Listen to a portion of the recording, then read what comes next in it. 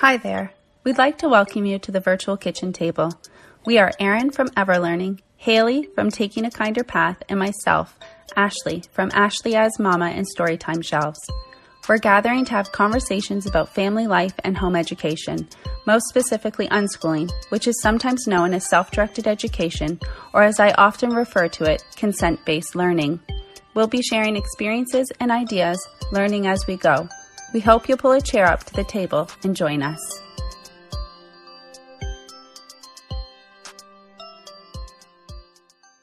Hello and welcome back to the virtual kitchen table. I'm Haley and I'm here with Erin. Hello Erin. Hi Haley. Hi, and I'm here with Ashley. Hi Haley. Hi Erin. Hello, it's nice to be back with you both.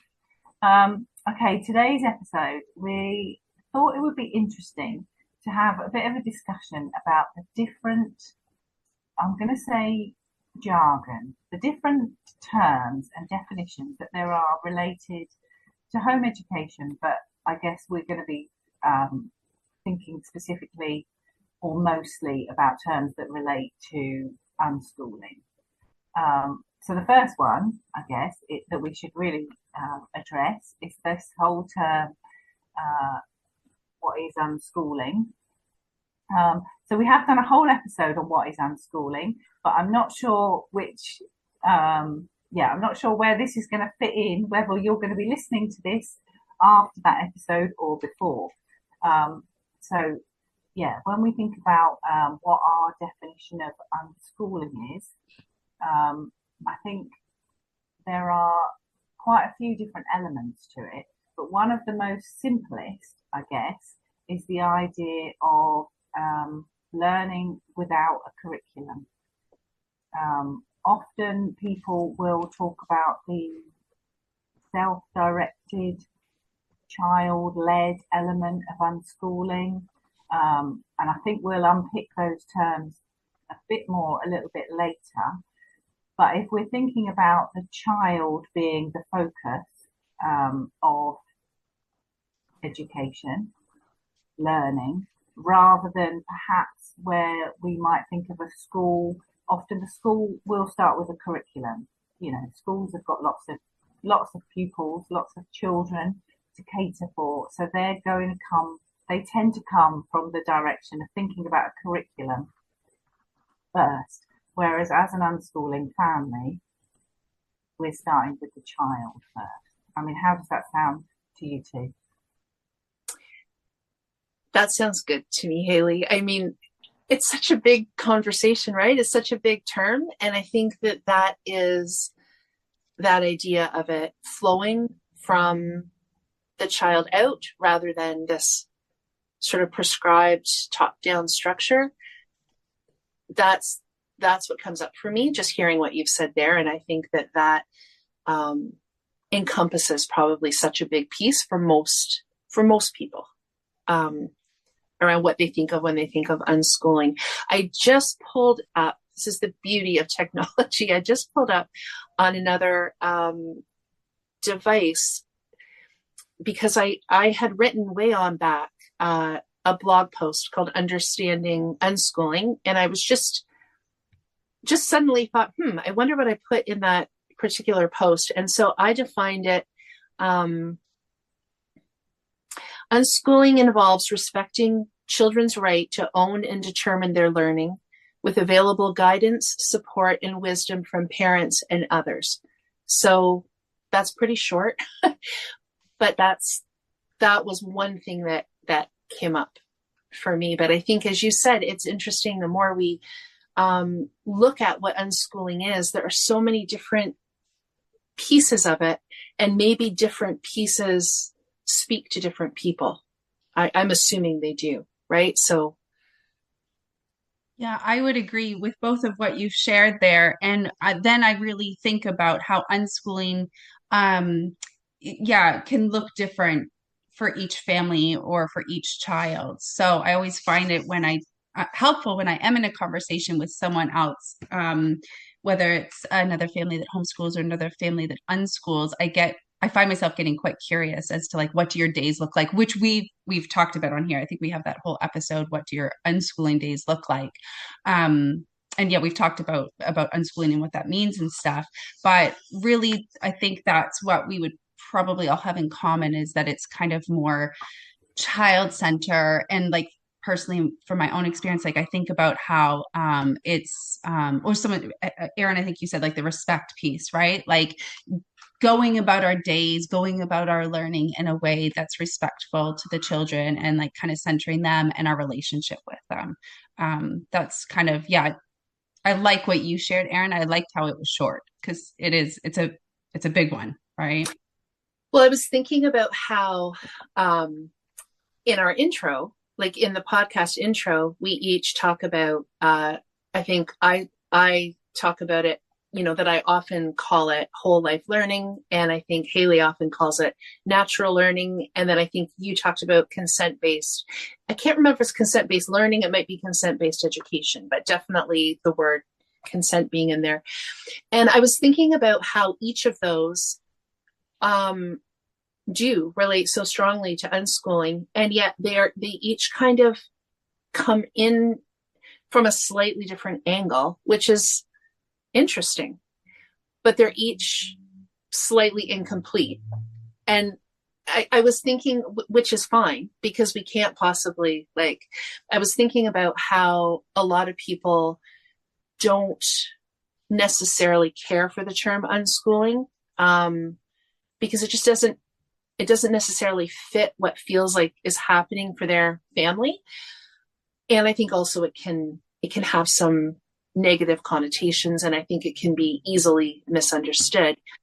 But how we often still use the term, because we need to find a way to share our ideas and do reading that's related to what we're talking about. So I think usually we're talking about this, we all kind of know what we're talking about, but it's interesting how not just us, but other people as well, we choose a piece of it that kind of speaks to us in that moment, at least. So I was thinking about, like, so if I'm calling it whole life learning, to me, it talks about how learning is everywhere, and it's really part of everything that we do. So it's, I don't necessarily value academic learning over practical skills, or I don't necessarily value stories over movies, or I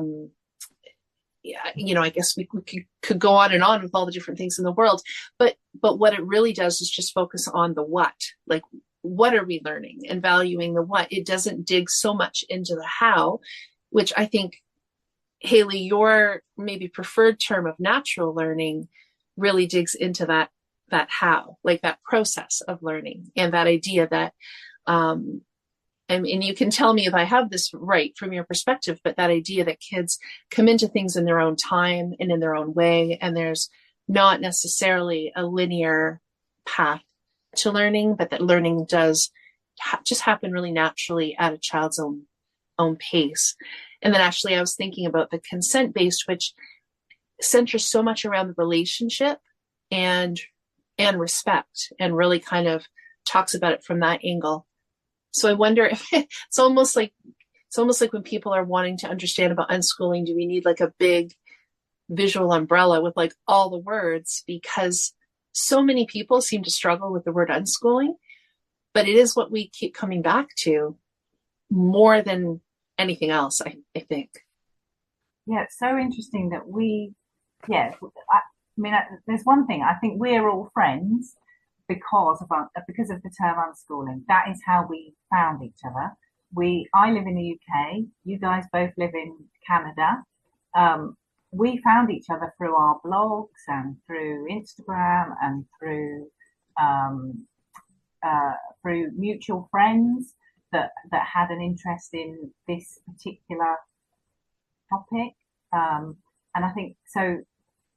Yeah, so unschooling is really valuable from that sense, but it's also really interesting how we all have quite naturally decided that there was an alternative term to unschooling that actually we preferred. And we made that part of our introduction. And I can't remember how that came about, but that is quite an interesting thing, really, that I guess for all three of us, it is not our top preferred term, but we appreciate the value of using it because it has helped us to find each other. And I think one of the reasons why it is so difficult to define, I guess, is because it's often used. It's often there's a spider running across my table. Sorry, just putting me off for a minute. I'm not worried about spiders. It's just quite cute. Anyway, so unschooling often is spoken about as if it is a method of homeschooling, and I think, or a method of home education. And I think it definitely is an alternative to school. But I guess for me, and I'm guessing as well for you guys, we don't really think of it as a method of homeschooling. We probably more think of it as a kind of philosophy of life, really. And it's more about how we feel about learning and motivation and respectful relationships with our children, rather than about how we day to day homeschool, home educate our children. I guess, I don't know. Does that make sense? Do you agree? Yeah, yeah, absolutely. Yeah, I think, yeah, I don't know really actually what I could add to that, because what you both shared just makes so much sense. And it's kind of a tricky topic, but I agree so much with what you said, Haley, as far as my experience with the term unschooling. Like I wrote right in my note, the purpose of that term for me was finding resources and connections. So exactly what you said. But then I can't just stop there with unschooling because of what you said, Erin, right? Like, and I agree. It's interesting when you said that, like, you like whole life learning, which I'm like, yeah, that's what I do. I could totally interchange and use that term instead of, say, consent based. And same, actually, I think on my Instagram, I might even have right under my name natural learning, or maybe it actually says natural home education. I'm not sure now. But I've found with whole life learning, natural learning, consent-based learning or consent-based education. I don't remember what I said either. I find for me personally, I don't get too hung up on the terms. Like I like having them and I appreciate having them. Consent-based makes a lot of sense to me, I think, because it really and I don't know that I could talk about this too much in depth, but like it really links to my why we unschool. Because of that relationship piece. And I feel that on a daily basis. So consent-based just really makes a lot more sense and is just maybe more specific to our experience than unschooling. Yeah. So. Yeah, I love that. I think consent is really crucial, definitely for me as well. It's a really important part. And I think the two other really important parts are the respect and the trust. And I think those elements all together are really, for me, they're kind of fundamental. I've also got a blog post about what is unschooling, and I've just looked that up on my phone as well, Erin, copying you. But I wrote down that unschooling is a way of living and learning with our children and looking at the world inspired by a set of common ideas. Now, I wrote down 6 common ideas. Learning happens naturally. Learning happens all the time. Learning is personal. Coercion creates resistance. Delight and purpose drive learning. And trusting children. So those were the 6 aspects that kind of stick out to me. Those are the driving things, I think, that that's what unschooling means to me. Mm-hmm. And that's interesting because in those 6 sort of aspects that you listed, I mean, you can see consent-based learning in there, and you can see natural learning, and you can see whole life learning in there. And I'm thinking about other terms. I've been doing a bit of writing about this as well, and other terms I think of, like people will talk about self-directed education or, delight directed learning. People have these different ways of talking about things, and they sometimes mean slightly different things. But I feel like I like that when Haley, because by going on to list those, it feels like you really kind of what's what I'm looking for, like capture quite a few different aspects of it. And I wonder too, like, I think the circumstances of our own personal life, or the reason we make decisions, which you just alluded to, Ashley, I think have a lot to do with the particular principle or the pieces that stand out for us. But I also think even just the like that can change with time, right? So even the time period. So I think the idea of whole life learning for me, as I got closer to my kids being older, and now with them being young adults, and I'm still seeing them just like be curious and move toward things. And then for myself as well, it's just a term that fits for me, maybe in a way that I didn't necessarily, like, it didn't pop up for me when my kids were little, right? It's almost more of like a hindsight or what's speaking to me right now. So it's interesting to think that, you know, we don't have to be stuck with a term or a label. We can, different things might fit for us as time goes on. Or we might even go back to something, or Yeah, I hadn't thought about that actually, Erin. When you just said that, I'm like, that makes a lot of sense because I don't know that I will use consent-based education or consent-based learning, even as my kids are, say, like, so they're 10 and 7 now. So say as teenagers, like I think lots of times since I've had my kids, like since they were really little, consent, not that I would have even used that word. I'm trying to think of what other word, I guess respect. But as they get older, I mean, I think in our society, as people get older, like when you're an adult, not that you don't run into issues where maybe you haven't given your consent or something. It's still just, you know, that there still could be issues around consent. But I think children are much more vulnerable, I guess is what I'm trying to say, where adults in their lives, whether it be parents or teachers, maybe don't first think about getting the children's consent when it comes to how they're spending their days or what they're having to learn. So I can see how as my kids get older, maybe that, like, I'd come further away from that. So that's helpful to hear, Erin, like how it can, yeah, you can stay flexible and use what fits at that time. Mm. I mentioned at the beginning, I brought it up. I mentioned that some people do refer to unschooling as child-led learning. But for me, I don't love that term. That's one of my least favourite terms, I think, related to unschooling. And that's not because I don't think that it's important for my children to be front and centre. They are the most, this is their learning journey. I think they are the most important person in this equation. But I also think, I guess what I'm trying to say is I don't take my responsibility lightly. I think, my children are not on their own leading this journey and not having any support.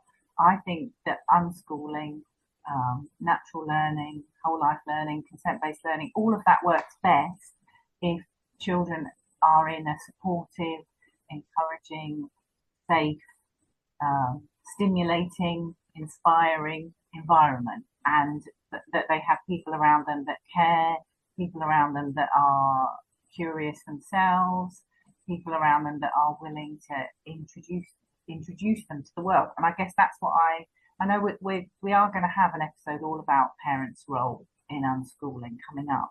But for me, I think it's really, I take that responsibility very seriously. And I feel like my job is to, I guess, be a trusted partner, introducing my children to the possibilities, I guess, of the world. I recognise that I've been here a bit longer. There are experiences that I've had that they haven't. There are things that I can tell them about that they haven't encountered yet, or it's. I guess what I'm trying to say is it's not the thing that I don't like about the child-led is it kind of implies that they could just get on with it on their own. But not that I'm saying that they couldn't, because they, a lot of stuff they definitely could.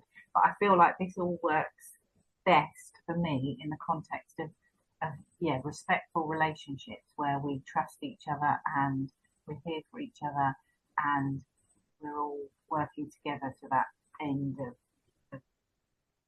learning. learning about life and learning about all the things they want to learn about so that they can have the best life for them, I guess. Mm-hmm. So I feel like I'm going to be there are a lot of links coming up on my mind as you're saying that, Haley, because I think this is such an important distinction. And I want to say, I don't think it's an important distinction for the purpose of coming up with the right definition of unschooling, because I don't think that's what you're saying. Like, what I hear you saying is, that's not my favorite, or that's not a fit for me. And I think the word unschooling can mean whatever people want it to mean. There is no absolute rule or agreed upon. So unschooling literally could mean being very hands-off and being very child-led. But I think the distinction for me is for that not to be the assumption, right? Because it is so different for each family. And so when you were talking, I was thinking about it's a very kind of short, concise blog post by Pam Sarushian, and I think I'm not going to try to remember the name of it, but it relates to this idea of child-led. So we will try to link to that. And the other thing that it brought up for me, Haley, is you had written a post, Unschooling: A Voyage of Discovery, perhaps, and you talk about yourself as the captain and the kids as the crew, or at least that's how I understood the analogy. I think I got it right. And it was so beautiful in the way that it talked about leading.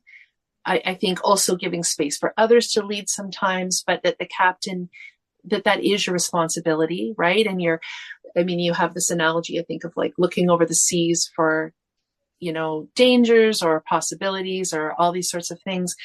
And I feel like I'd really like to link that post, because I think in just sort of a lighthearted, but also like pretty poignant way, it really gets to the heart of what a lot of people are concerned about when they hear unschooling, which is that there somehow is no guidance.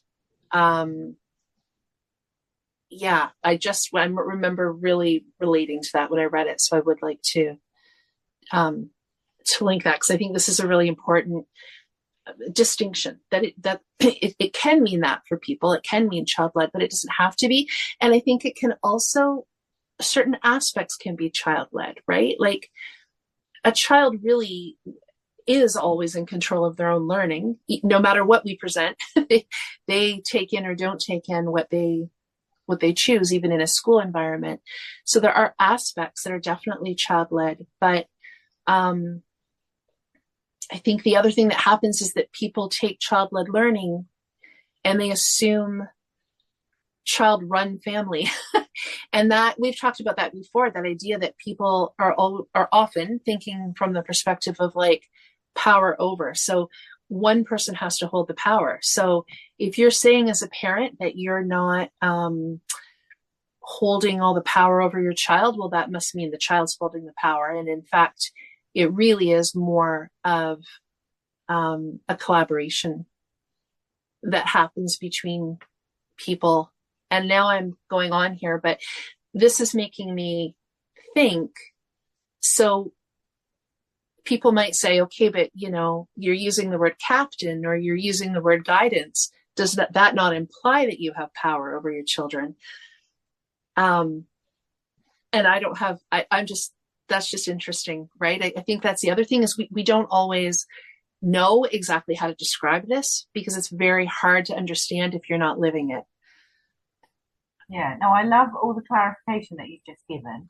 And for me, I guess, I think it's really important that we as a family, I guess, are a team, and that I think of being a partner to my children, I guess, in terms of, I do want them to lead a lot of the time. If they want to lead, then that's great. But I don't expect them to lead all the time. I guess I'm wondering if the article that you're thinking about is one that I was also thinking about, where there's a quote about it being more like a dance, where people take the role of the leader kind of take, sometimes one person leads more, but sometimes another person leads a bit more. It's kind of the thing about the captain. I was thinking the same when you were talking about that blog post. I wrote that quite a long time ago, and I was thinking, oh yeah, some people might think, oh, that sounds like I'm kind of in charge, and I think it is true that when our babies are born, we have such a lot of power over them, and that is something that we need to acknowledge, I guess. And for me, it's more about how we discharge that power. I mean, we don't have absolute power because we can never, with babies, we know, definitely we all know how we can't make them sleep and we can't make them eat and we can't, there are lots of things that, we can't make them do, but we do have such a lot of power in terms of how we direct their experience of being a baby, how much we listen to them, the actions that we take can make their experience very different, I guess. And for me, I think responsibility is such a big thing. I take my responsibility very seriously, and I want my children to grow up with a sense of responsibility as well. I think, well, we're going off in all kinds of angles now, aren't we? But for me, respect and responsibility are very closely linked. And I feel like in order for people to respect themselves and to respect other people, they need to be allowed to be responsible for themselves and responsible for their actions. And when we take away responsibility, when we try to control people a lot, they can find themselves losing a sense of responsibility almost, because you are in that sense of you're spending so much energy resisting the control almost, and fighting for your autonomy, that maybe maybe you don't have that sense of responsibility to other people. I don't know if that's making sense, but in terms of being a captain, one of the things I want is for my children to ultimately, I guess, to captain their own ship if they want. A kind of like that whole thing of that the entire lots of people say that your job as a parent basically is to get your children to the point where they don't need you anymore. And although I agree with that to a point, but I don't agree with it to the point that some people take it to mean you have to force independence on your children. And I don't, I don't kind of subscribe to that. I feel like nature takes care of independence. I think Victor Mate and Gordon Newfield talk about that in their in one of their books, about how we don't need to worry about independence, because as humans we are driven to be independent. That will come naturally. Our job is to nurture our children so that they can take on whatever independence they're ready for. I seem to have gone on for a long time. Sorry. No, it's so good. It's so good. I'm sitting here calmly, but my heart inside, I'm having one of these moments where I'm like, you guys are speaking my language. Like, this is the stuff that as I am sitting here listening to you, I'm like, this makes sense. Like everything you just said, both of you. I'm like, yes, like I'm still at the so we're 4 years into unschooling, so I still feel very much in the beginning, but it's this type of stuff that I've heard and that I've read where just like naturally inside of me, I'm like, I agree with this so much. It just makes so much sense. And I want to point out, so I don't know if we can link it in the show notes or whatnot, but I think you're reminding me, Haley, of the conversation you had with Esther, because you touched on that a bit as far as how people feel when they're controlled. So you had a conversation with Esther on her podcast, the Unschool Space, recently. And I felt the same way as I was listening to that conversation. You were talking about that. And I'm like, yes, this is it. This is the stuff that I'm here for when I'm in unschool spaces and having unschool conversations, whatever we call it. That made a lot of sense to me. A couple things I just want to highlight that I wrote down as both of you were talking, like Erin, you said collaboration. And I think that is such a helpful, like I'm just so glad heard about collaboration being talked about more and more in like homeschool communities, but also just in the parenting world, because I think that when we can learn as parents specifically how to collaborate with our children, because that's another thing where I'm like, yes, that's what I want, that's my goal, I want to collaborate with my kids, and I don't think I should or need to wait until they're a certain age to do that. I mean, it looks different obviously when they're younger and you're collaborating on whatever it is. But that's a big one for me. And then the other thing, Erin, when you were talking, that came up for me, that kind of when you're talking about like being the captain of the ship that Haley wrote about, it made me, I took a leadership course in like a past career that I did. And I don't remember the quote exactly, but I remember walking away that day after someone was talking about leadership. And it was that idea that leaders know when to let others lead. So I thought that makes a lot of sense, because I think, Haley, what you said, it's important to recognize and acknowledge the power we just have, as the parents in the family. I don't think I don't love the way I'm putting that, but I think you know what I mean. Acknowledging that, like that does exist. So having that awareness is helpful. But that, yeah, I like what you said about the dance, right? It's like a good leader, because I love a good leader. Like a good leader, in any space is comforting, is helpful, but I feel valued, right? Like I'm not feeling great about a leader if I'm not feeling like I matter, and that I'm not valued. So when I think about it with our kids, I want I want to be a leader for them. But I think that also means, like what you guys have been talking about, is that that means that I know when to step back. And I think that's helpful when thinking about what our day to day looks like when we're talking about this stuff. So how do I explain this? Like I've thought about this for a while, how we know what it looks like for a family who the parents go to work, or maybe one parent stays home and the kids go to school. We kind of know what that looks like, right? So I've always been, like, what are the alternatives? What do those look like on a day to day? And when we're talking about this type of stuff, what does that actually look like on a day to day basis? And I think one thing that's been helpful for me more recently is recognizing that, it's like, when do I lead and for how long do I lead? And then when do I pass it on and let the kids lead? So this is probably going back a little bit to Erin, what you were saying about the child-led stuff. So yeah, sometimes depending on, I mean, and maybe it's weeks where the days look very much where the child is leading, but you're still always there, or making sure that someone's always there meeting their needs and caring for them and stuff, but that it can shift too. And that I think that's what looks very unique for every family. And I love that, because I think that's when, different things work differently for different families. And that makes a lot of sense. So when there's that flexibility and permission almost to take time to figure out, what does collaboration look like in your family? What does it mean when you're talking about that, who's leading who, or facilitation is another word that comes to mind when we're talking about this. So anyway, I hope some of that made sense.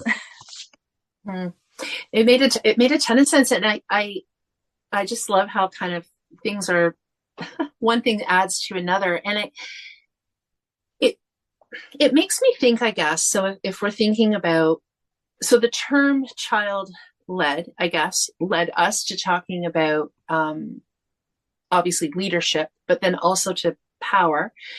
And I wonder if some of the jargon or terminology that we use is sort of inspired or driven by our perceptions of that. So for example, child-led, self-directed education, self-directed learning, those are two others that come to mind. And again, the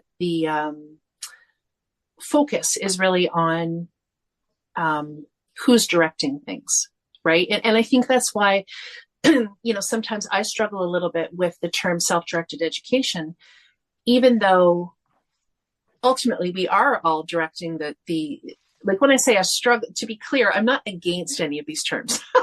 I think they all have their place. And I think that I can see aspects of each of them in our lives, but it's another one, maybe similarly to what you were saying, Haley, where it's putting the direction on a particular person. And I wonder sometimes if some of the reason that we do that, even with our terminology, we assign power or leadership to one person or the other. I think many of us have come through a system, and maybe, society in general, where we have a lot of mix up about that, right? I think it goes back to, having had a lot of years where our time was directed for us, that we really notice it and we kind of pull it out in specific ways. Whereas I think, going back, excuse me, to that idea of the captain, and to your point, Ashley, about actually liking, to have leadership and to have a strong leader, when you are respected and when you do sort of have this more natural way of being, it's okay for somebody else to have power, for somebody else to have some say, versus grappling for it all the time. And I think,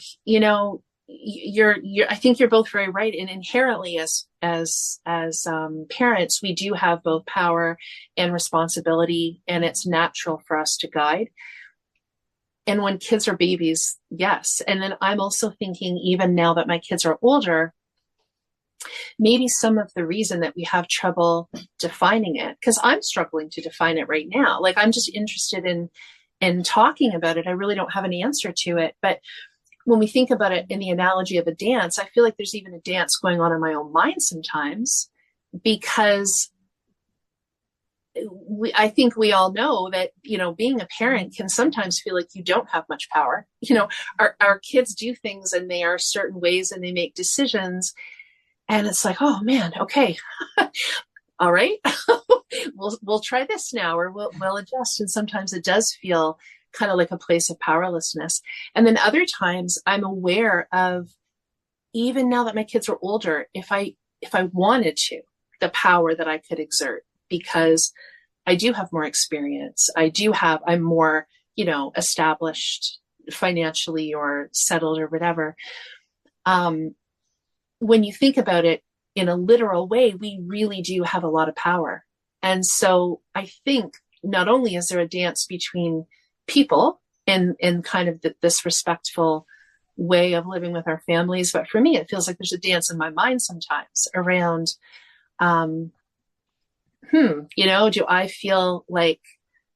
do I feel powerless in this situation, or am I maybe feeling a little too powerful here? So I think it just speaks to, I don't know, the reflecting that we're doing all the time, which makes it hard to pin these things down. So, yeah. You talking about reflecting, Erin, is a great segue into talking about another term that gets thrown about a lot is deschooling. And some people think, or at least I've seen it said in places, some people have said on forums and stuff like that, that they imagine that unschooling and deschooling are the same thing. And that can be really confusing. I totally get that. Whereas I think they are very different. Definitely. So I don't know whether you want to kick us off with that, Erin? Oh, sure. I can start us off by saying that I myself am confused about that. So, because, and I feel like our resource list is going to be massive on this one, because this is now reminding me of a conversation on the Exploring Unschooling podcast between Pamela Riccia and I believe it was Lucia Silva.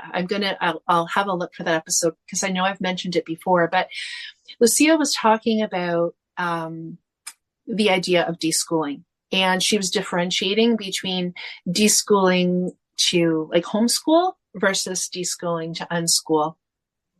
So I'm going to look that up because I remember the way she spoke about it. It was like, oh, that really made a lot of sense to me, because I have always had some confusion about that. If, like, let's say that somebody was going to do a fairly conventional style of homeschooling, I feel like you would be deschooling the building of school,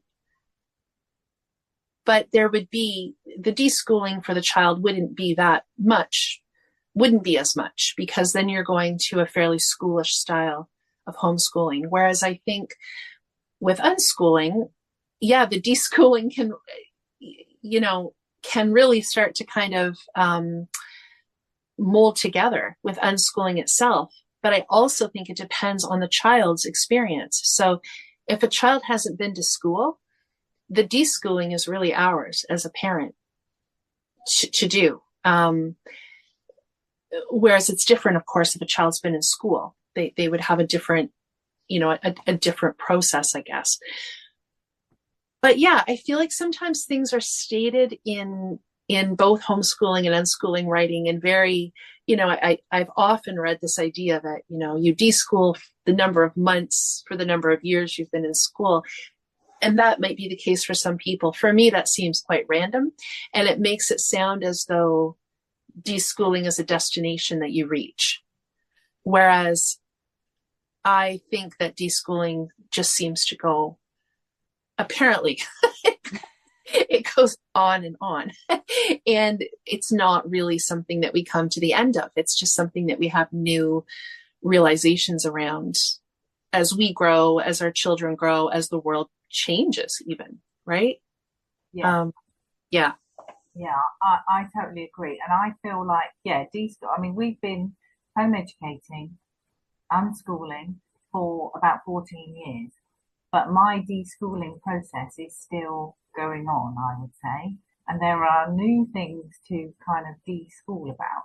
And when we think, what do we mean by that term deschooling? I guess for me, it's deschooling is the process of questioning some of the assumptions that we have about life, about learning, about motivation, about children,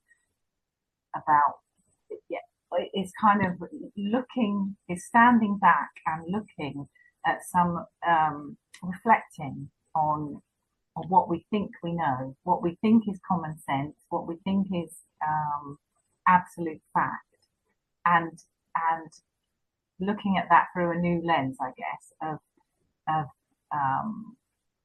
questioning those things, being curious about things. And I think for me, deschooling is such an important part of unschooling. And when we were just talking about the power, I can't remember exactly what you said, Erin, but it made me think about the deschooling process when you said it, about people thinking either one person has the power or another person has it. Like there's a false dichotomy that there's only two possibilities, that one, there's one thing or there's another. Whereas in actual fact, I think for most things in life, there are more than two options, or there's often another way of looking at things. And I think that's an important element of unschooling for me, is that often I'm looking for, for lots of possibilities, rather than thinking there's only two options or there's only one option. It's about, being open to the fact that there are probably lots of possibilities. So the deschooling is that process of questioning, I guess. That's the unschooling is the way that we're living and learning with our children, and deschooling is a very important part of that process. Yes, and that speaks to the idea, when you're talking, Haley, about not limiting yourself between two options, there's something there to me. I can't remember what word you used, but it brings up the idea of intention. The idea of intention for me, that if we find ourselves, because you're right, usually there are all kinds of different ways to think about things. We don't always, it just doesn't have to be one way or the other. But often, if our kids are used to being respected and they're used to being listened to, I think that our intention speaks volumes. So if we find ourselves in a pinch where we do have to, take quick leadership or power over something, or let's say there's a situation between two children and each wants, quote, their own way. I think when kids are used to being listened to, and they know that we are trying our best, and they've witnessed the kind of problem solving or brainstorming that you're talking about. If they don't get, quote, their way at a particular time, it's so much different for them because they know that the intention is there, and that, maybe in this particular situation, we had to exert a certain amount of control, or maybe the power got given to another sibling, or that the sibling got their choice in that moment. But because there's been this history of being listened to, of witnessing parents brainstorming different ideas, I think the impact is very different than when kids have come up in an environment that there are only ever those two choices. And it's framed as, this person gets this way, their way, or this person gets their way, or I have the power, or you have the power, but never both, or never a back and forth. Yeah. I had to pop out there for a second, so I'm sorry if this doesn't make sense, but something's coming up with what you just finished saying there, Erin, and it was going back to that idea of team. And just as you were talking about those experiences within the family, I was thinking how we often, and I don't know if we would have done this as much before, because I don't know if it's the kids getting older or if it's kind of through my own deschooling process, but I find that we're often spending time where I guess it was probably first me facilitating it and saying, okay, well, there's 3 or 4 brains, like however many of us are in the situation. There's 3 brains here. We can come together and we can solve this problem. And that was kind of me kind of thinking out loud with them rather than being like, I'm the mom, I have to come in and know the answer and just say, this is how it is. So that was just my way of trying to figure it out in the moment. And just that's what worked for us, and I didn't get much response from them I don't know for how long, but now I've noticed it's started to shift a bit. And especially my youngest, who's 7, will say something. He won't say it quite like that, but he'll say, we need to do a problem solving thing here. But I appreciate it so much because I'm like, oh, okay, good. Yes, this is something where that we can come together and we collaborate, we work as a team, and we figure this out together. And it doesn't happen with everything, but it happens quite often with a lot of different things. And it's actually interesting because as I'm saying this, I don't know if I think my older one, who's 10, I think has said that as well. But I think my younger one, for some reason, who is more of my talker, so maybe that has something to do with it too, will say, we need to problem solve this. Or he actually has a much cuter way of saying it. I can't think now. But anyway, I hope that wasn't too off, but that's what came up for me when you were talking about those like kind of in the family experiences, Erin.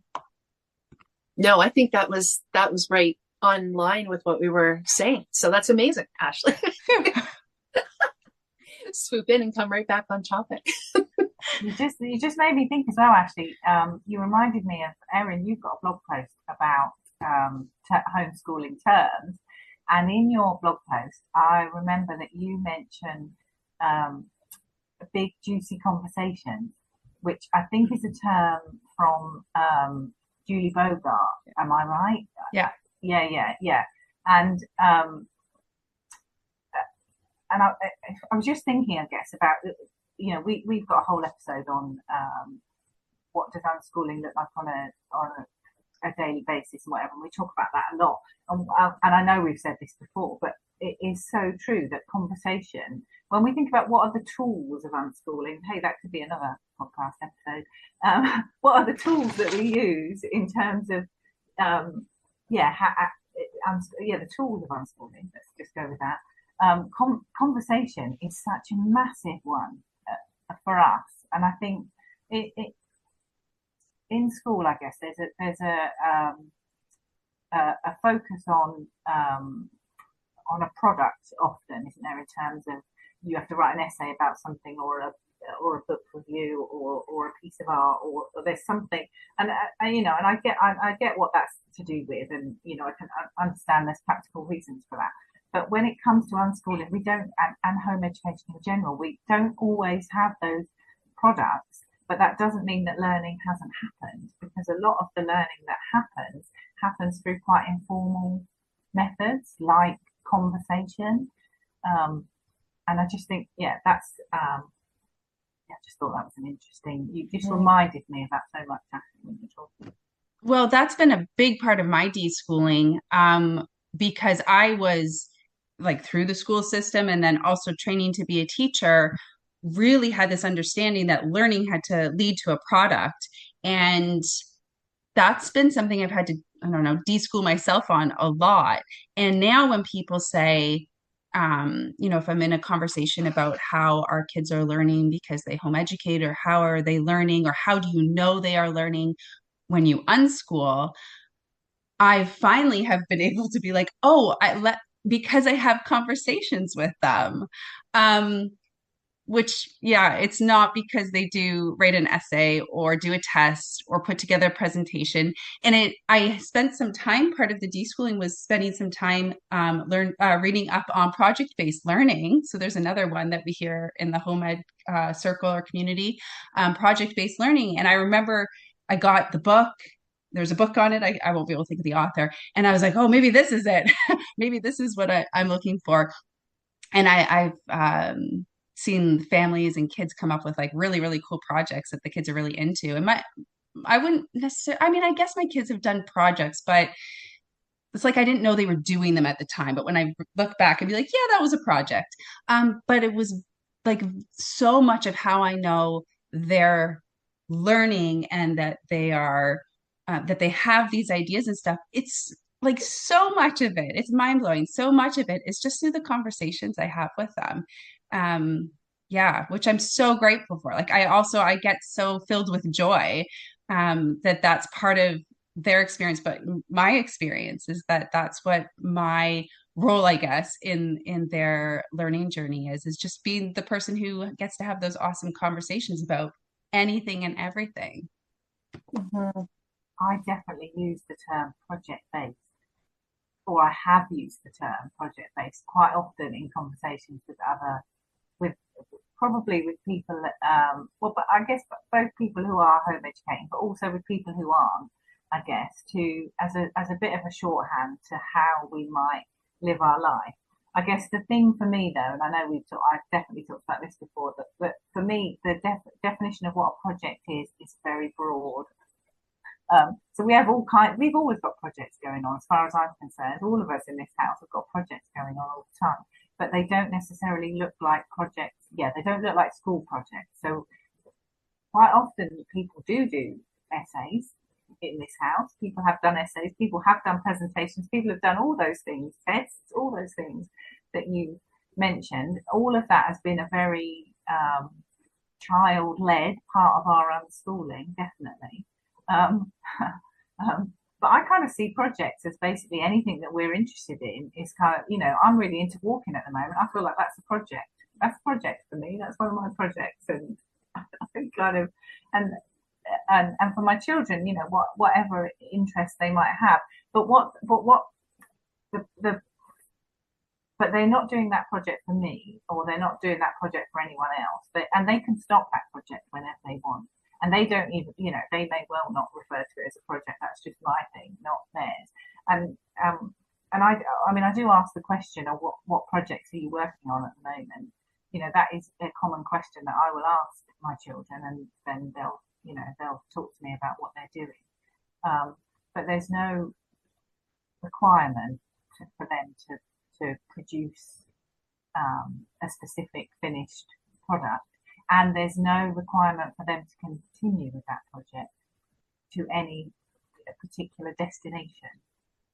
I think that's one of the really important parts of unschooling as well, is that kids can drop things when they want to, and they can pick things up again. And just because somebody drops something doesn't mean they've dropped it forever. I think that's a really important thing to remember as well, because sometimes things lay dormant. We have interests and passions and hobbies and things that we care about that we don't give as much attention to, and then we come back to them later on. I think that can be a natural cycle of learning, and that there's the whole thing about how you can often have a break from something and then come back to it and actually have an aha moment, or realize that that happens with things like, I don't know, swimming, cycling, learning to read, all kinds of things. You can not do it for a while, and then when you go back to try it again, you suddenly realize that you've had a leap in terms of your progress and how seemingly we might imagine that more practice naturally leads to improvement, and sometimes it does, but also taking a break sometimes leads to massive jumps in learning as well, doesn't it? I think. Mm-hmm. I digress. I love thinking about different ways of what that term means, that project-based learning, because, and I think it's kind of fun to look at it with deschooling, because as I think you're both saying,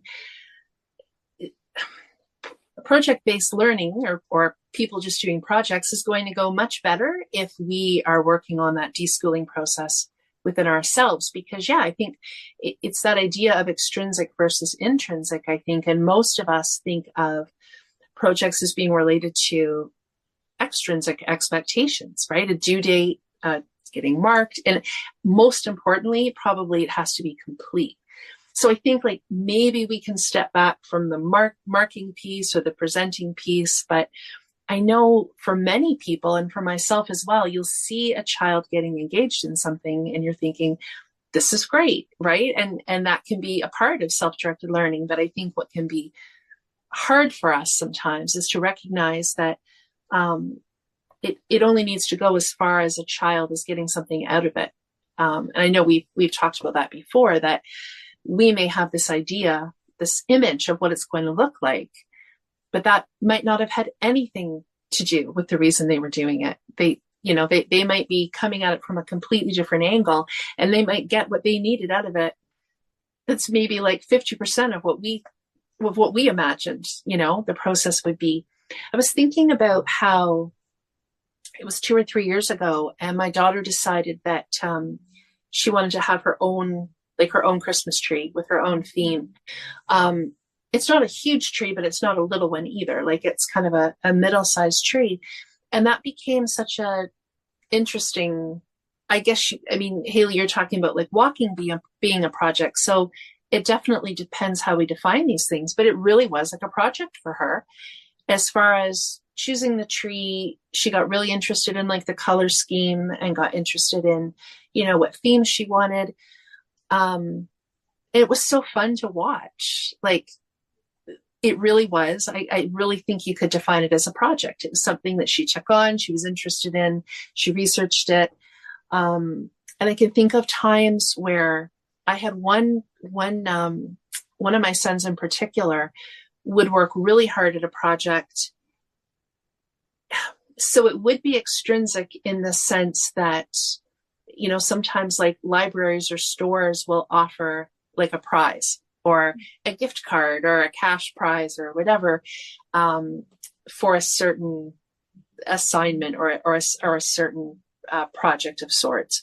And he did some really cool things. I mean, he wrote an essay on, I think one of the ones for the newspaper was like, what would you do if you were prime minister of the country and that kind of thing. And he did so much research on that. And he wrote this really cool essay about that. And he did something similar for the library.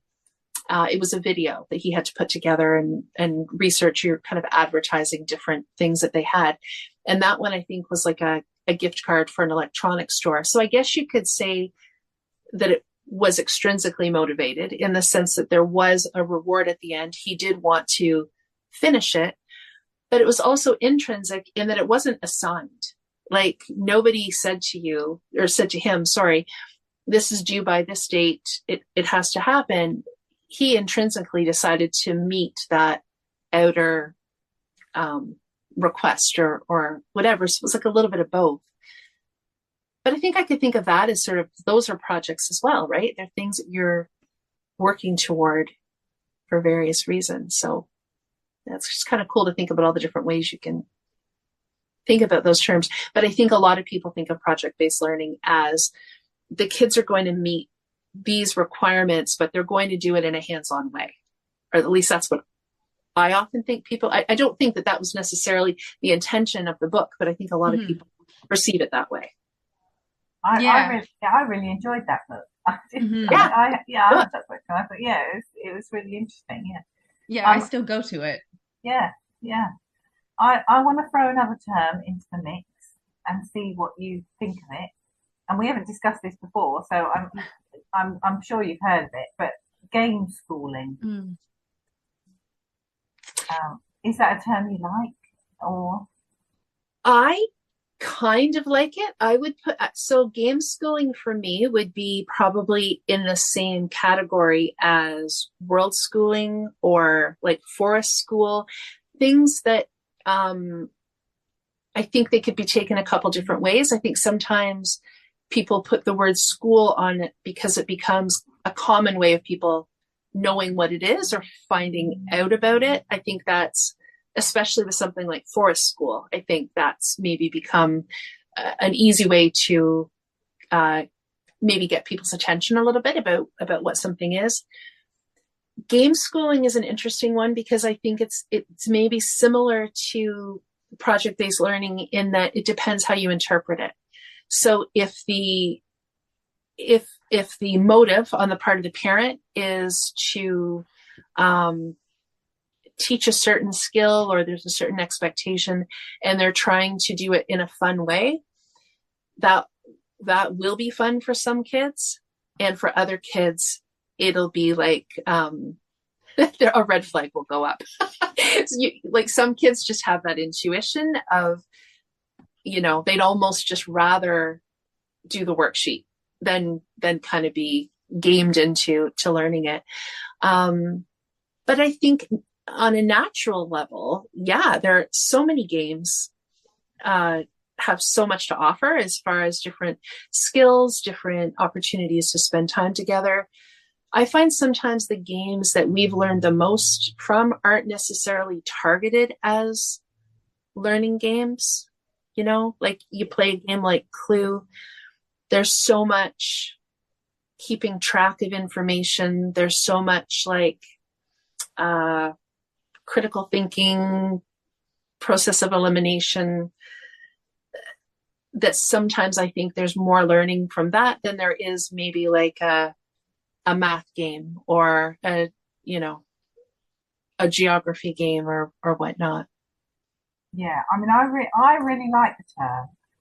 The bit that I really like is the fact that it reminds us that we can learn from anything. And I think sometimes the idea of games and of play is that it's a bit frivolous and it's not important. And I really like the emphasis that you.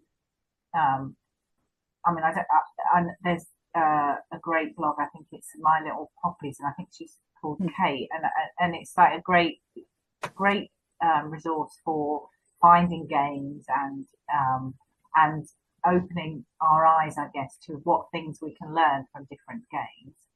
So I love all that. I think, yeah, one of the things that's really interesting, like you said, Erin, is often the games that are designed specifically to teach us something are sometimes the games that we don't like, because again, it's kind of like, I can't think what the term is now. Is it self learning or something? I can't think what the term is. The idea that it's a sort of the idea of trying to get our kids to learn things without them realizing that we're trying to get them to learn things.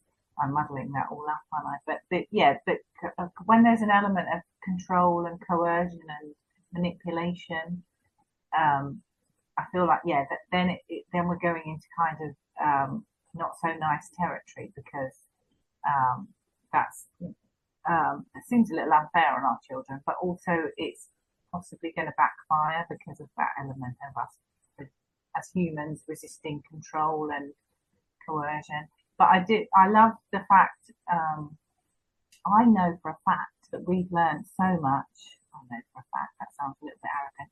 I feel like I know that we as a family, all of us, have learned so much from so many different types of games, not just the board games, but the video games and the kind of physical, practical, moving games.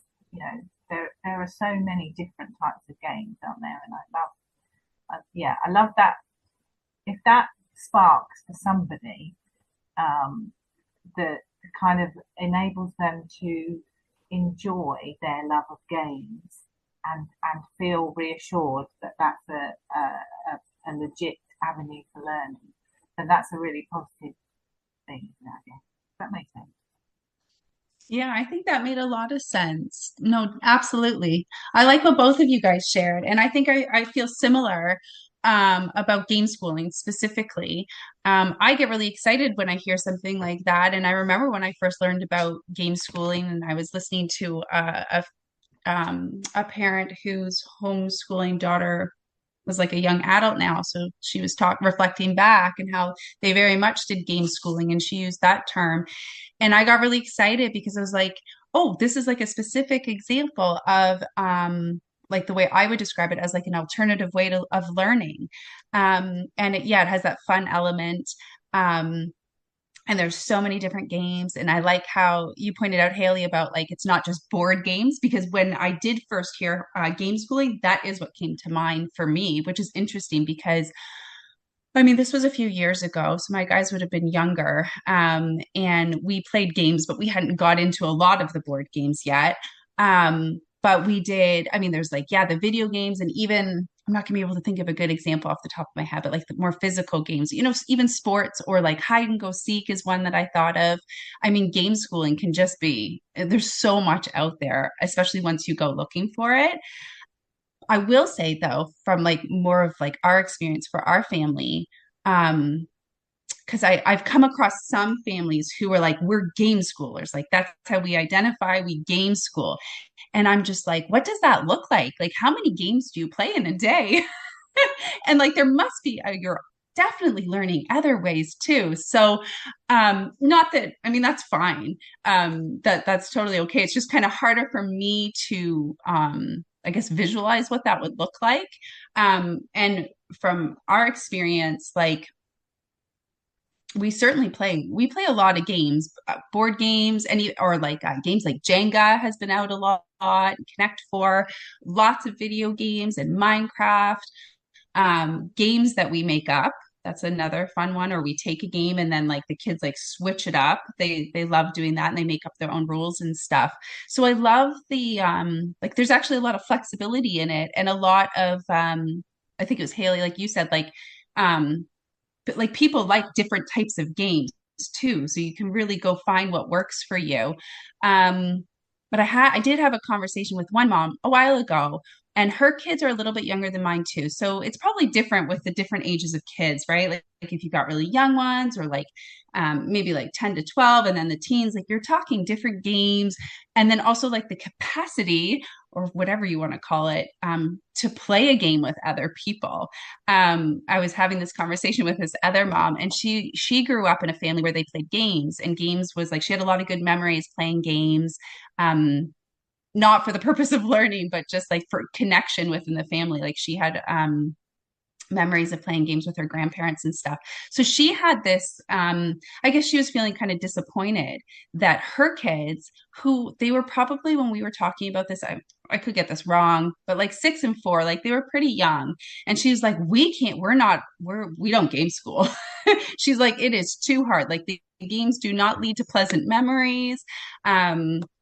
So I think what I like about when lots of these things, game schooling, world schooling, like for some families, it seems like, just to stick with game schooling for simplicity, like game schooling might work all the way through, and that's fantastic. But I think also keeping in mind that, like you don't have to, what am I trying to say here? Like you just take what you want and leave the rest, right? So like if games are going great for your family, and you're spending lots of times, especially like where we live, like it gets cold and we tend to play more games inside as it gets colder. But then when the weather warms up, we're playing a lot less games. So I try not to get stuck, is what I guess I'm trying to say. I've got noise in the background now. But just to like, sometimes you might feel like game schoolers, and which might be in my future. We'll see. That would be exciting if my kids get into it a little bit more. But it's okay if you go away from that as well, too. I think like with all these different types of, same with forest school, right? Like sometimes it works. It's okay if it stops working or if you come back to it later. So I hope that makes sense. Yeah, and I don't know, I feel like I learned a lot. Just that's why I love these conversations, because I hadn't even been thinking about like physical games like hide and seek and those kinds of things. But yeah, there are so many different ways that you can play and incorporate things. And Haley, I'd never thought about the idea of, by attaching the word school to game, I think I'm understanding this, it gives maybe a little bit more respect to games, or it kind of illustrates maybe how worthwhile they can be, because we do tend to associate learning with school. It kind of brings them up a little bit as far as the worth that they can have. And I do just want to say that we did use games. I guess I'm not really a big label person. I never thought about it as game schooling. But yeah, we did. Like, for example, I can think really specifically, like my kids learning analog time, like learning how to tell time on a clock. We had a game, I think it was called Timing It Right, and we loved that game. And I think you were talking about stealth learning, Haley, and that's another term for me that I always find interesting. Sometimes people will call it sneaky learning as well. And it's interesting because I understand the motivation for it, but that's the piece that I think a lot of kids intuit really easily. and it for some, it really hits them the wrong way. But I think that when you're just having an honest conversation, like, this is a cool game that can help us, learn to tell the time. That's been fun for us. We had another one that I remember doing with like capital letters and lowercase letters. So yeah, we definitely used games as tools. But I think it's just understanding your own motivation and how that's getting communicated to your kids as far as the purpose.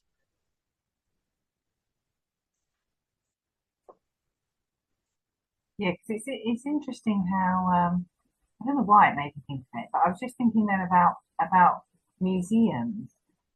I think one of you mentioned this in an episode, and I can't remember when it was, or maybe it was just in a general conversation. But the idea of kind of when you go to a museum, and sometimes you go to a museum and you just have a little mooch around, and sometimes you go to a museum and you purchase or you get given a kind of treasure hunty quiz type thing.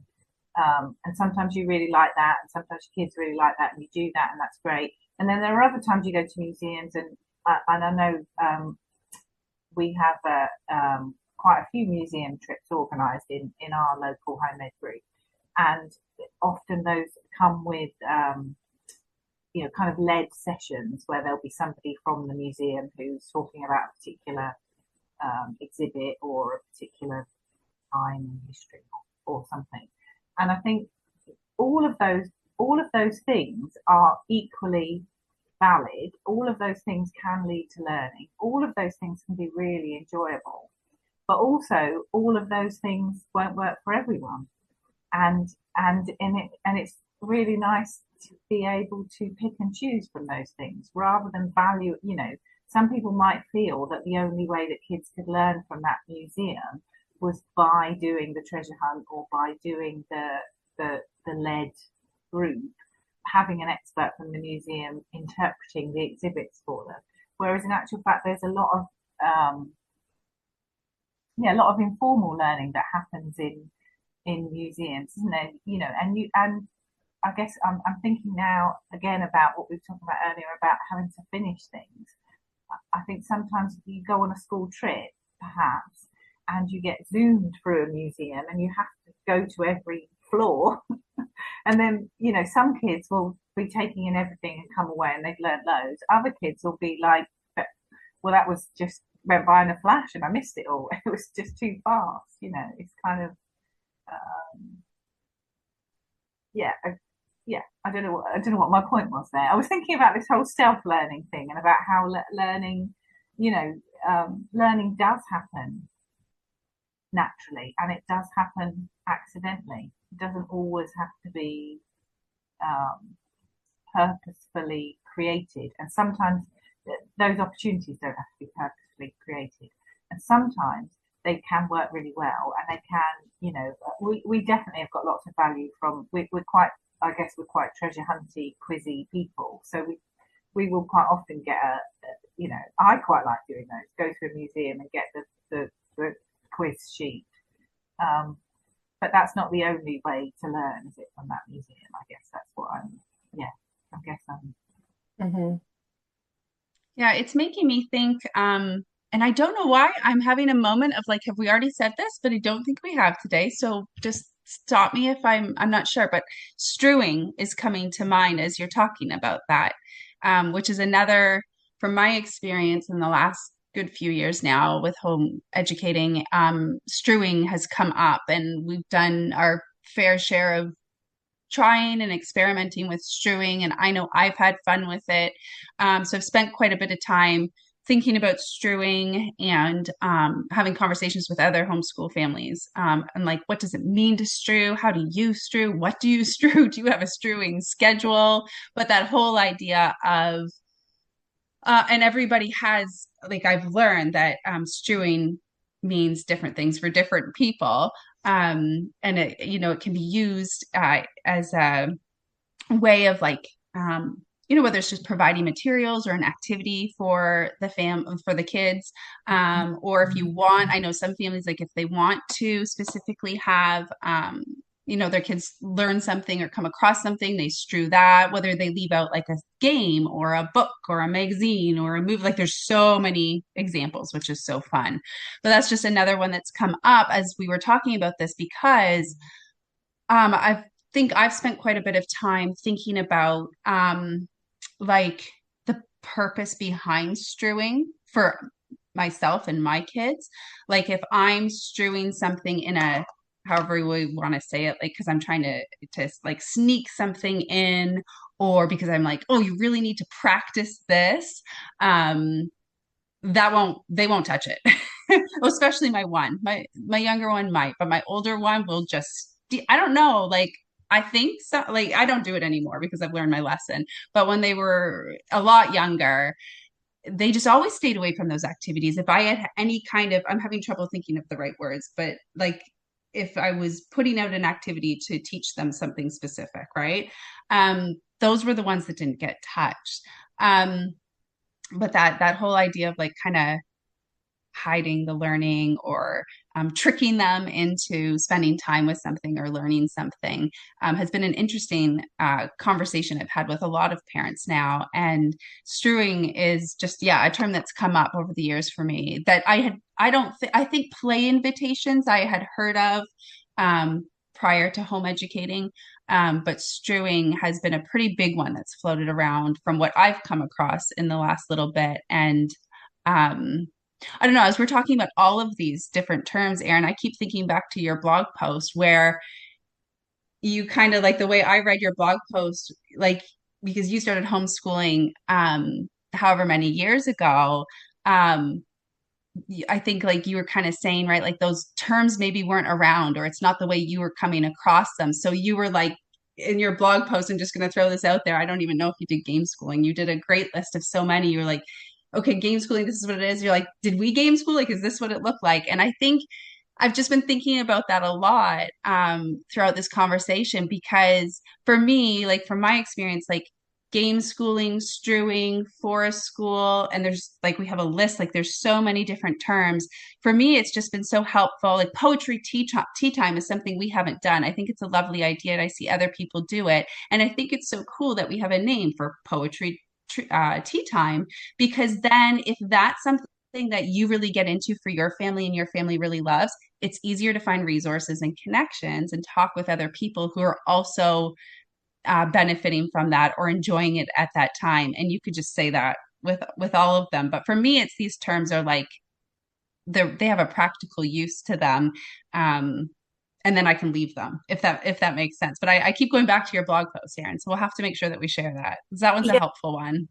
Yeah, that does make sense. And I think, because I think what I was referring to is, after so many years of being more focused at like a local level, when I looked online, and I was just like, oh my gosh, there's this whole list of like, there's a whole language that seems to have come up, and there were so many different things that my reaction was to kind of go, oh man, what did we miss out on, or what did I not understand?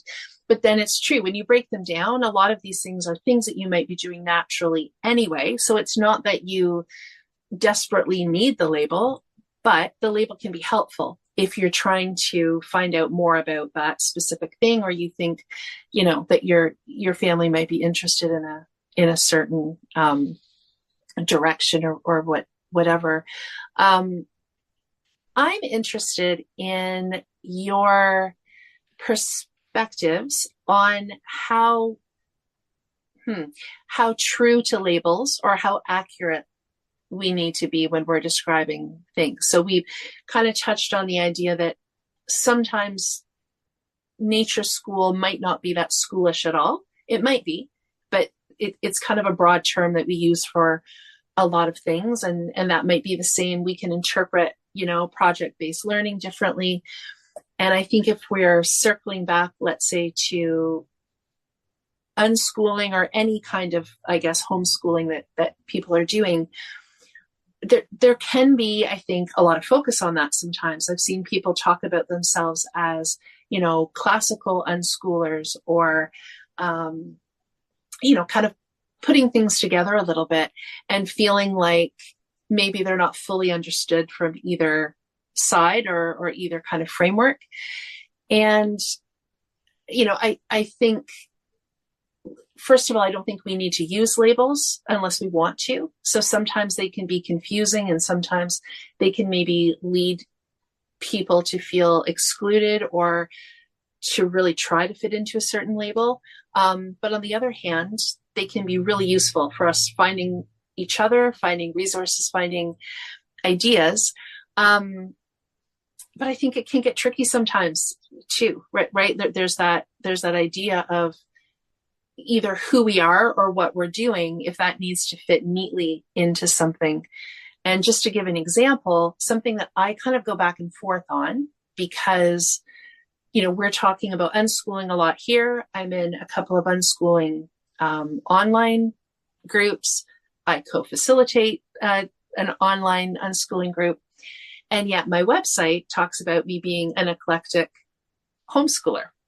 So I'm going back and forth about this a lot, because I feel like both are true. And so sometimes I'm like, should I change the wording on my website, or should I?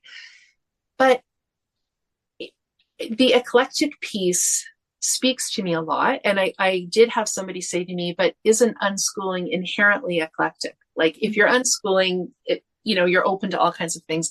It's inherently eclectic. And I'm like, well, yes, I kind of, but I also think that for us, I don't know, I feel like we have a lot of different things that we pull from. I think maybe some families are more sports oriented, or more tech oriented, or more arts oriented. And I feel like those are things that we're always pulling from.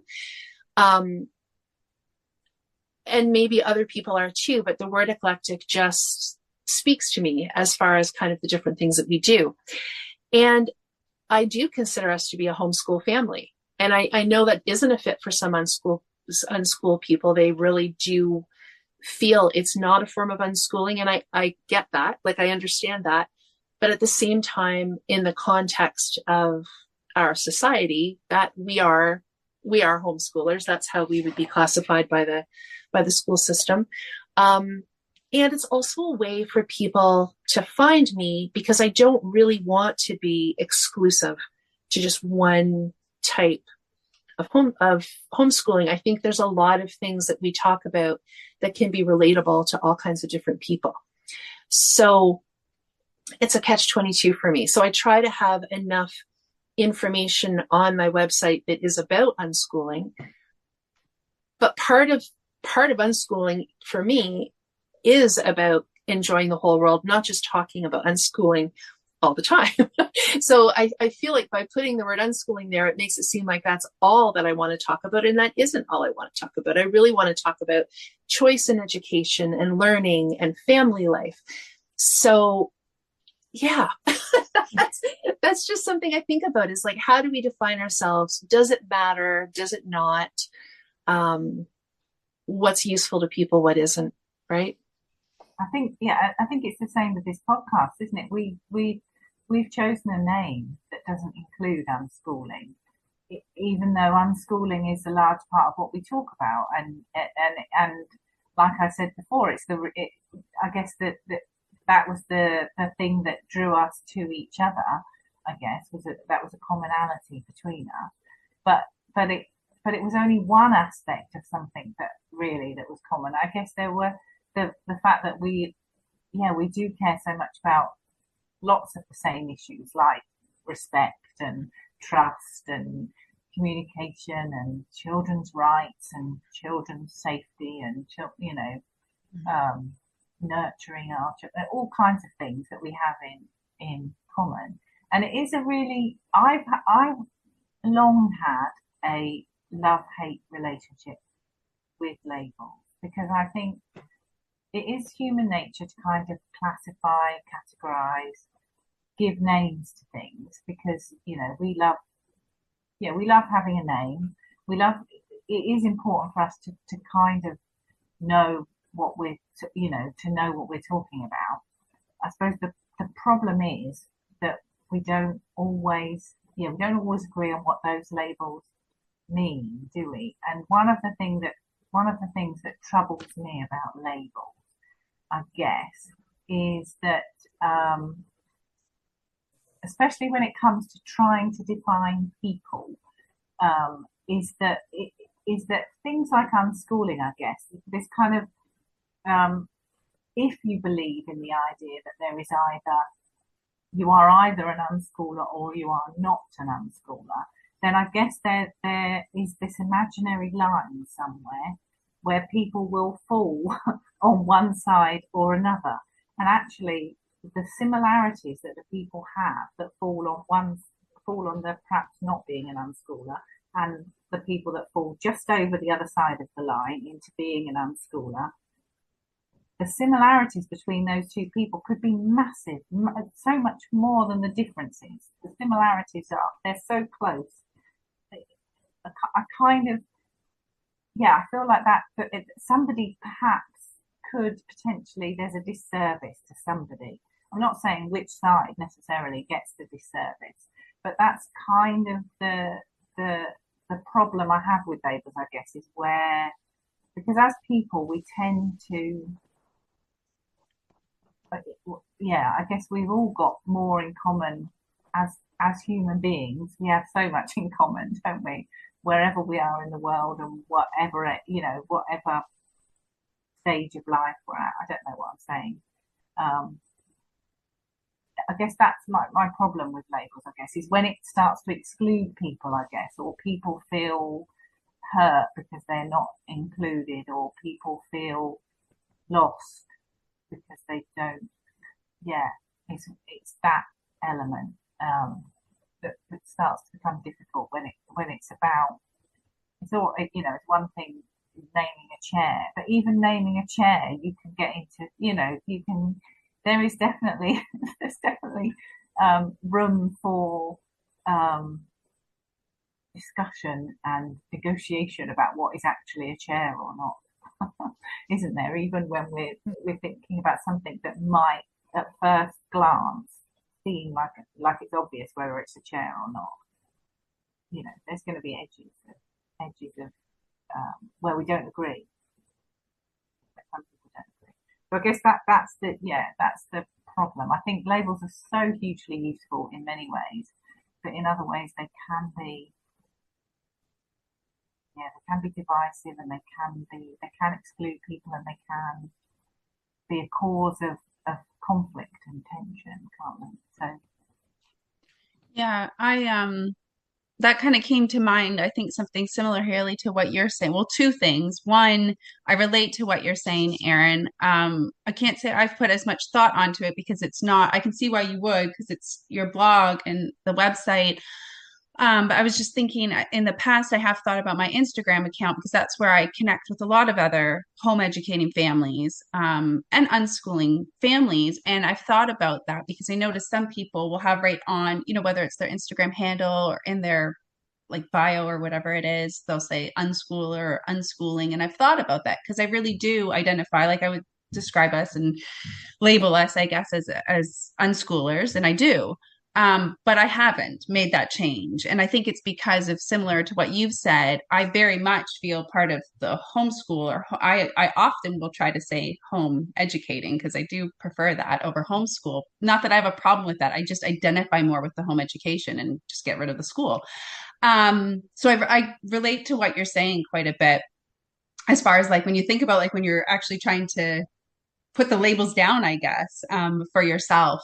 And then that makes me think about that other piece is I've always felt really strongly about people, and I think a lot of people would feel this way, that everyone gets to self-identify regardless of what it is about. So when we're talking about, if, and we've talked about this before, right? Like I can say I'm an unschooling mom or an unschooling parent, I'll say like we're a home educating family, and I'm like self-identifying. I'm choosing the labels to place on myself, but I'm also doing it with the kids. So I have to be mindful of that as well, because they don't necessarily identify as, they might not say I'm an unschooler.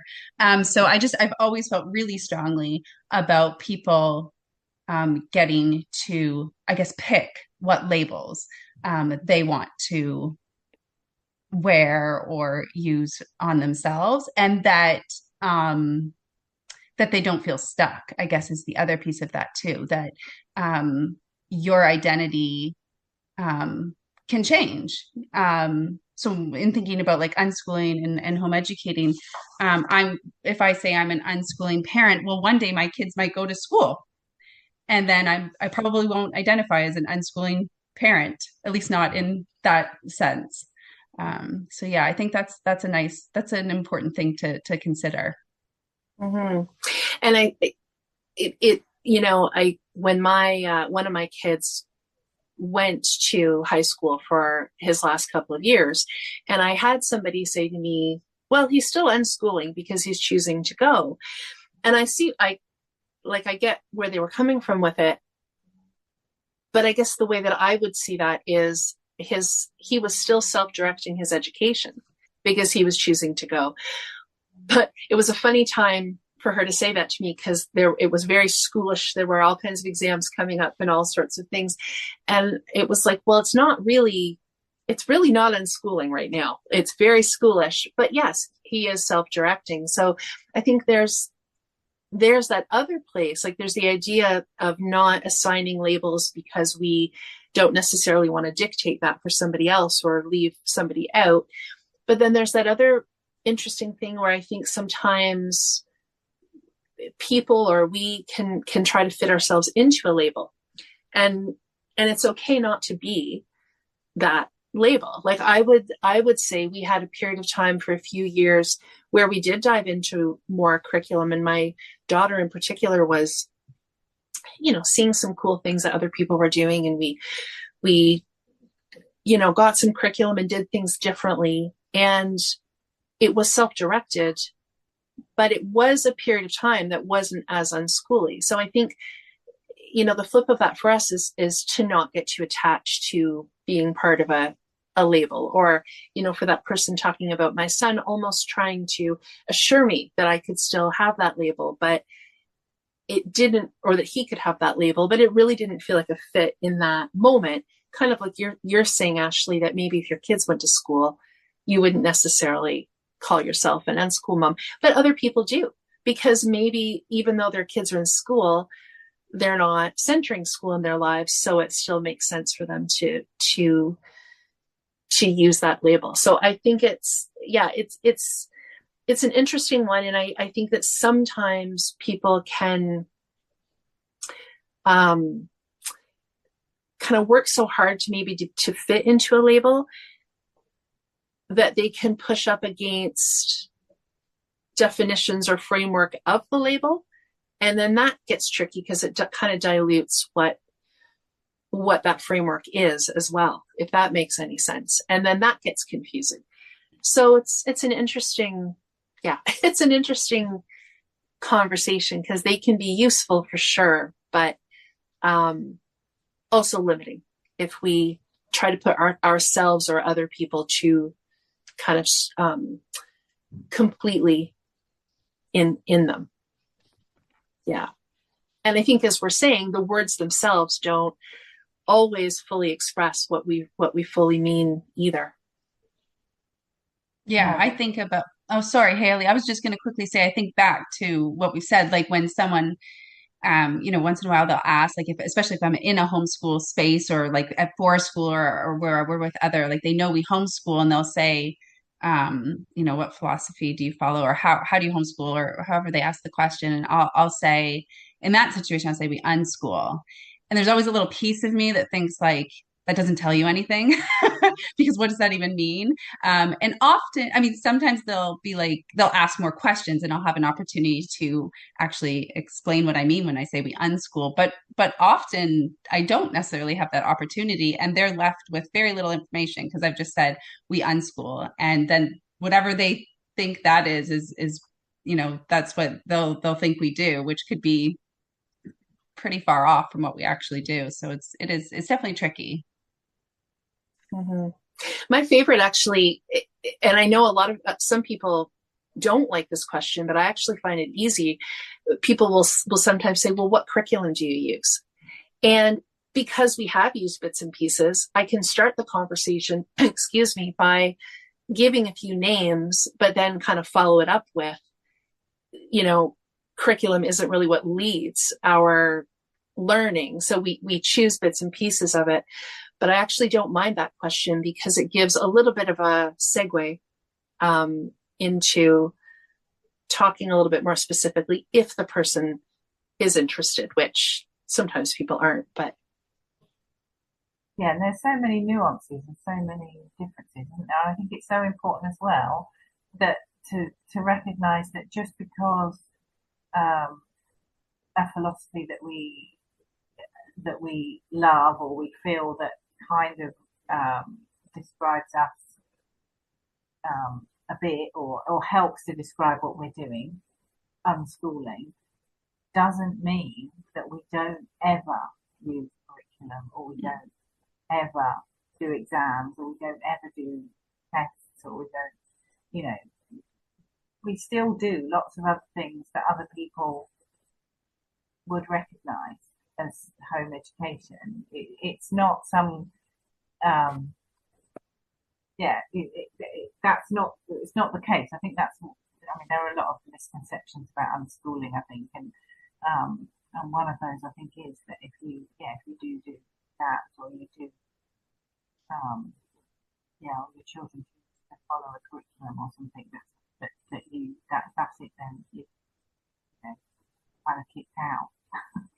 mm-hmm. As if there is nobody to kick you out. There is no unschooling society that we can join. That there are communities that we can choose to join, and we can choose to leave and stuff. But there isn't, it's not like we're signing up to something and we get a little card that says I'm an unschooler.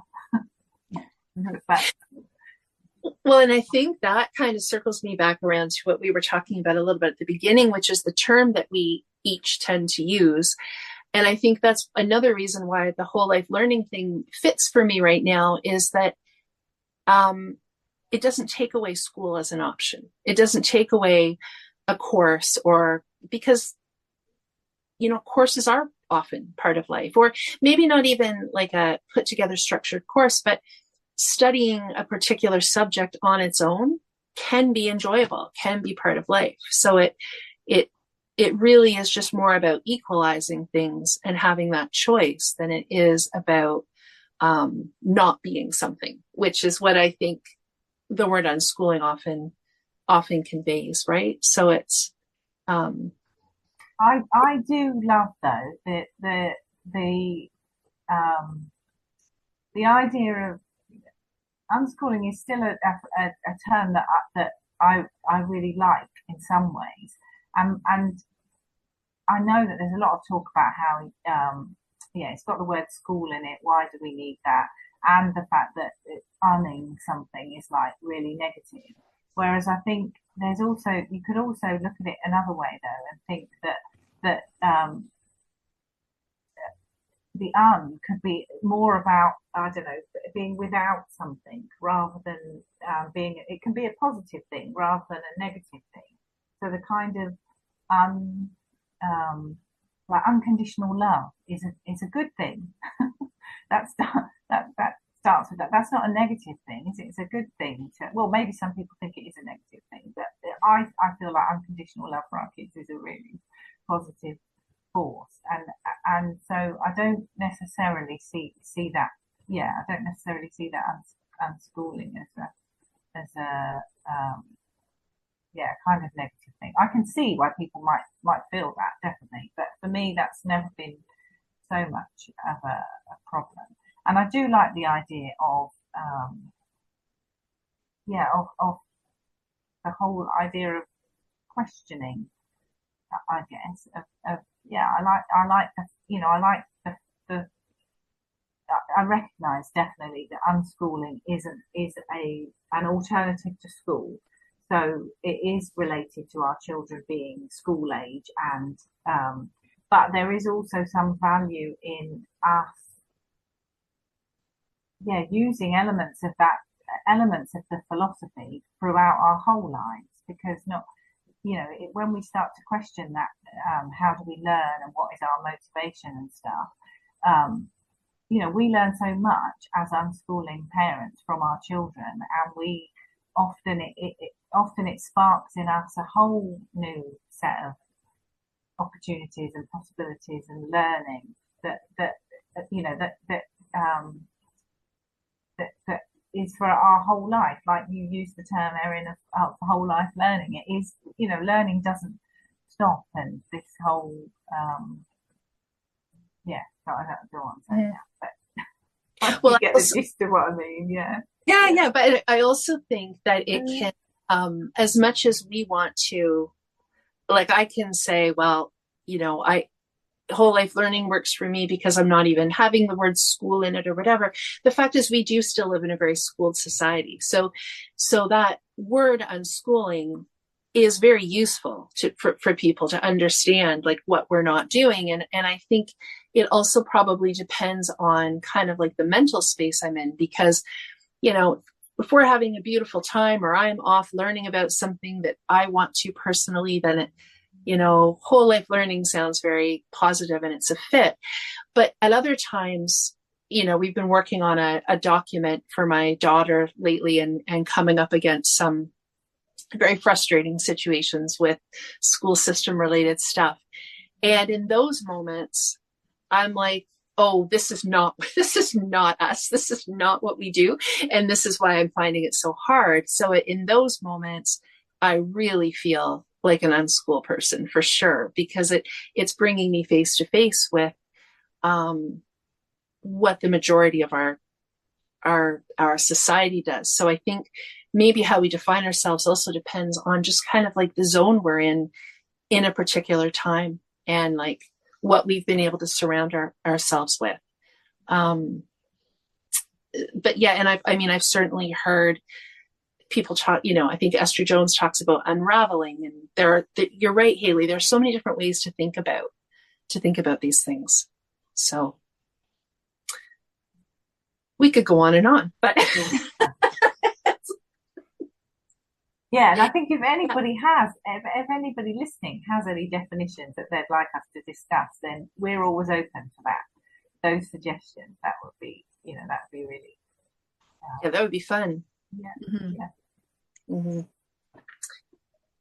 Are we anything else, or are we at the end of our term ideas? I'm good. I thought that was wonderful. I mean, we covered quite a bit while still going into what we brought up. So, I mean, there could be another episode in the future where where we do more, I think. Yeah, for sure. Yeah, definitely. Yeah. Well, I'm good. Yeah, like I'm good to wrap up, and I think I feel like this will be really related to a couple of other episodes one that we've already done, and maybe ones that we have planned in the future, where we're just diving into some of these specifics around our role, around terminology, all those pieces. So, okay. Yeah, we'll be back soon. So good to see you both. And Yeah. you. Yeah. Thank Bye. you. Bye. And this ends our conversation today. We hope you found it interesting and maybe helpful. If you'd like to connect further or see additional content, Haley can be found on the web and on Instagram at Taking a Kinder Path. Erin can be found at Everlearning. And I, Ashley, can be found on Instagram at AshleyAsMama and at Storytime Shelves. We'd be very grateful if you'd share this conversation with anyone you think might appreciate it. Thank you for your time today.